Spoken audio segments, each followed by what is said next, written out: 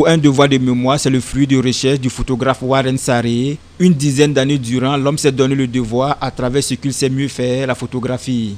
Sa cible fut les anciens combattants ayant pris part aux guerres comme celle d'Algérie, de la Deuxième Guerre mondiale, pour ne citer que celle-ci. Ça répond à notre histoire. L'histoire fait partie de l'histoire du Burkina tout entier. Ces personnes que vous voyez, des portraits que vous voyez, et quand vous regardez, c'est comme vous posez une question. Est-ce que vous avez la réponse?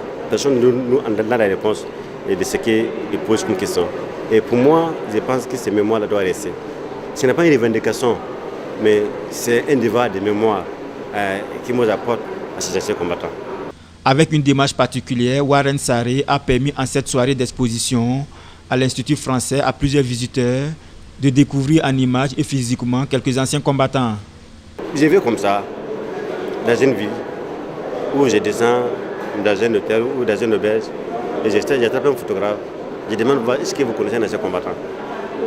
Et il me dit qu'il ne connaît pas, je continue. Il m'indique souvent les bureaux, mais je voulais, si je veux que ce soit un travail de recherche, je veux que mon travail, je veux que ce ne soit pas trop facile en la recherche. Si je vais dans les bureaux, on me donne le nom, mais je cherche. Peut-être à ce moment-là, je vais tomber sur un ancien combattant, et lui, à son tour, il devient maintenant un relais pour les autres. Il me dit, il y a Abdou ici, il y a Michel là-bas, il y a Pascaline, donc il y a Pascal ici. Donc voilà, c'est comme ça que mon travail est parti. J'ai des bourses à relais qui arrivent à trouver mes anciens combattants dans toutes les villes où je passe. Présents à cette exposition photographique, ces anciens combattants apprécient le travail réalisé par Warren Sarré. En tout cas, on est tellement contents, tant c'est de voir qu'on a venu avec notre bâton dans la main. Donc on est tellement contents. On souhaite dans ce travail. On a le commando. Nous, on fait en haut puis on fait par terre. Le commando, tant qu'on va arriver là-bas, on va lancer des grenades d'abord, par terre d'abord, avant que nous descendions sur l'ennemi.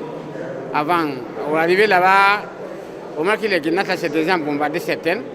Nous, si on a descendu comme ça maintenant, on termine le temps. Même si pour Warren Sarré, le travail semble être inachevé, puisque tous les anciens combattants n'ont pas pu être photographiés, néanmoins, l'homme nourrit un grand rêve qu'il compte un jour voir être réalisé.